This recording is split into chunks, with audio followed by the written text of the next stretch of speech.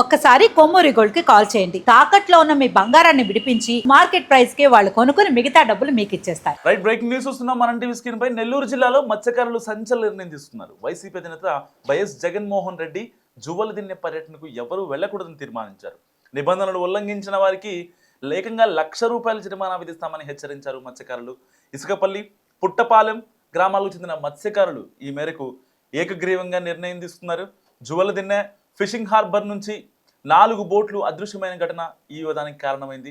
గతంలో తమిళనాడుకు చెందిన ఆ బోట్లను అక్రమంగా చేపలను వేటాడుతున్నాయని స్థానిక మత్స్యకారులు పట్టుకుని హార్బర్లో ఉంచారు. అయితే ఇటీవల ఆ బోట్లు మాయం కావడంతో వివాదం మొదలైంది. ఆ బోట్ల అదృశ్యం వెనుక ఎంపీ బీదా మస్తాన్ రావు, ఆయన సోదరుడు ఎమ్మెల్యే బీదా రవిచంద్ర హస్తం ఉందని మత్స్యకారులు ఆరోపిస్తున్నారు. ఈ క్రమంలోనే బీదా సోదరులపై సామాజిక బహిష్కరణ విధించారు. వారితో మాట్లాడినా ₹1,00,000 జరిమానా కట్టాలని తీర్మానించారు. ఇప్పుడు తాజాగా జగన్ పర్యటన పైన ఇదే తరహా నిర్ణయం తీసుకోవడం రాజకీయంగా చర్చనీయాంశమైంది. బోట్ల వ్యవహారం పూర్తిగా తేలే వరకు టీడీపీ, వైసీపీ సహా ఏ రాజకీయ పార్టీ నేతలను కలవకూడదని, వారి రాజకీయ కార్యక్రమాలకు హాజరవ్వకూడదని మత్స్యకారులు స్పష్టం చేశారు. సో ఇలాంటి నేపథ్యంలో జగన్మోహన్ రెడ్డి నెల్లూరు జిల్లా జువ్వలదిన్నెకు వెళదామని అనుకున్నారు. కానీ అక్కడ మత్స్యకారులు రావద్దంటూ హుకుం జారీ చేశారు. వస్తే ₹1,00,000 ఫైన్ అంటూ ఈవెన్ జగన్మోహన్ రెడ్డికైనా, ఆ నేతలకైనా, ఈవెన్ ఎంపీ బీదా మస్తాన్ రావు, ఆయన సోదరులు, ఆయన కుటుంబ సభ్యులు, ఆయన రిలేషన్స్ ఎవరితో మాట్లాడకూడదని, అయితే 4 బోట్లు మాయమయ్యాయో ఇది రాజకీయ కక్ష లేదంటే ఇంకేమైనా అది తేలేంత వరకు, ఆ బోటుల మాయం అనేది తేలిన తర్వాత మాత్రమే ఏ రాజకీయ పార్టీలకైనా వెళ్ళదు. సో ఎవరొచ్చినా పర్లేదు, కానీ మన ఇష్యూ సార్ట్అవుట్ అవ్వకుండా ఎలాంటి రాజకీయ కార్యక్రమాలకు హాజరవ్వకూడదు. సో ఇప్పుడు వైసీపీ అధినేతే వస్తున్నారు కాబట్టి మనం వెళ్ళడం కరెక్ట్ కాదు అంటూ ఒకవేళ మాట దాటితే ₹1,00,000 ఫైన్ విధించారు మత్స్యకారులు. సో నెల్లూరు జిల్లా జువ్వలదిన్నెలో ఇవాళ యాక్చువల్గా వైసీపీ అధినేత జగన్ పర్యటనకు ఉంది. అక్కడికి వెళ్ళకూడదని అల్లూరు మండలం ఇసుకపల్లి పాలెంతో పాటు తీర ప్రాంతాల గ్రామాల మత్స్యకారులు నిర్ణయం తీసుకున్నారు. బోట్ల సమస్య తీరే వరకు మత్స్యకారులు ఎవరు ఏ రాజకీయ పార్టీ నాయకులతోనూ మాట్లాడకూడదని దురాయి కట్టుబడి ఉంటారు కదా, ఎవరితో మాట్లాడకూడదు.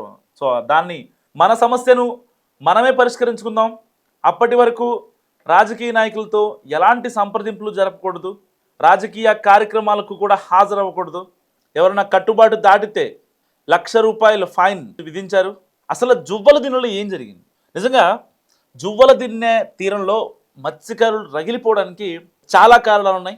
అసలే చేపల వేట అంతంత మాత్రంగానే ఉండటం, తమిళనాడు, పుదుచ్చేరి, కరైకల్ మత్స్యకారుల నుంచి పోటీ పెరగడం, వారు ఏపీ పరిధిలోకి వచ్చి వేటాడుకుని వెళ్ళడంతో మన వాళ్ళు రోడ్డున పడుతున్న పరిస్థితి. సో ఒక్కరోజు చేపల వేటకు వెళ్ళి ఖాళీ చేతులతో తిరిగి వస్తే ఇంట్లో ఆకలి బాధలు, అప్పులు, భవిష్యత్తుపై భయాలు ఇలాంటివెన్నో మన మత్స్యకారులకు ఉన్నాయి. అదే తమిళనాడు, పుదుచ్చేరి బోట్లు ఒక్కసారి వచ్చి వెళ్తే చాలా వారం రోజుల పాటు మత్స్య సంపదను తరలించేందుకు వెళ్తారు.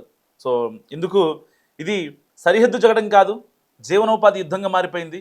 దీంతో ఈ సమస్యకు ఎలాగైనా చెక్ పెట్టాలనుకున్న నెల్లూరు జువ్వలదిన్నె తీర మత్స్యకారులు గతేడాది పాండిచ్చేరి, కరైకల్ వాళ్లకు చెందిన 4 బోట్లను పట్టుకొని తీరం దగ్గర తీసుకొచ్చారు. అయితే అవి తాజాగా మిస్సింగ్ అవ్వడం అగ్నికి మరింత ఆజ్యం పోసింది.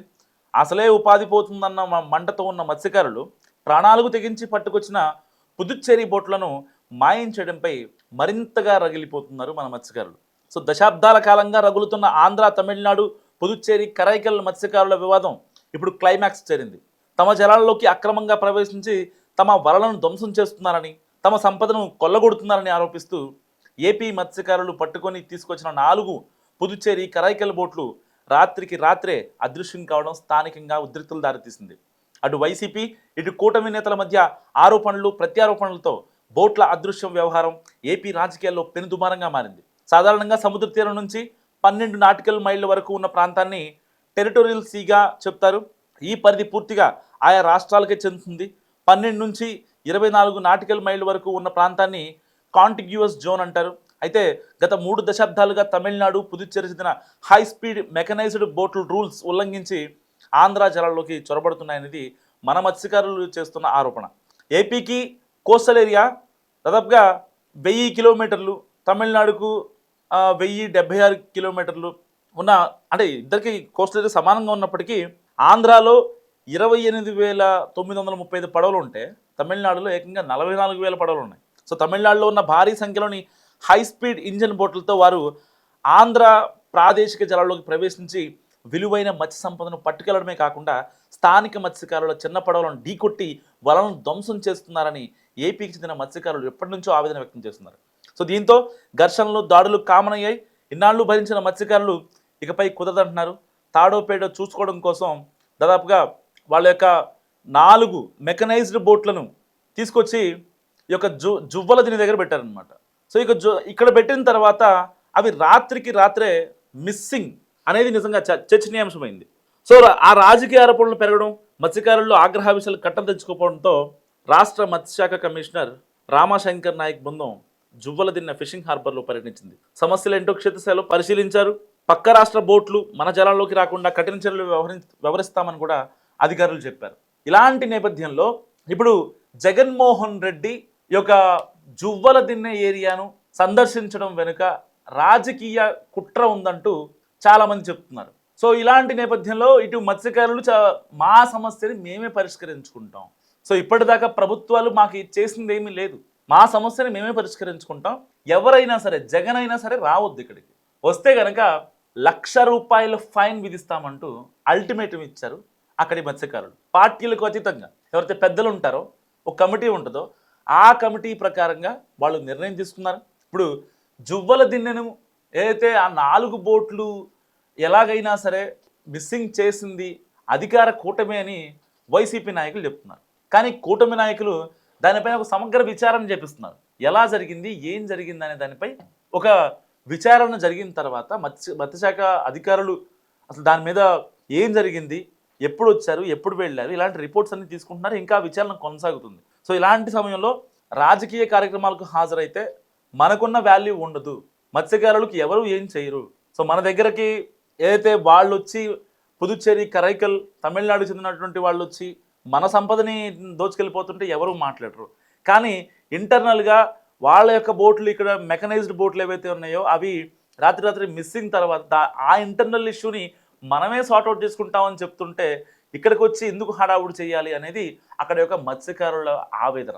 మరి మీరేమనుకుంటున్నారు? జగన్ రావద్దు, ₹1,00,000 ఫైన్ విధిస్తామంటున్నారు. మరి జగన్ వెళ్ళడం కరెక్టా లేదా? మస్ట్గా కామెంట్ చేసి ప్రయత్నించండి.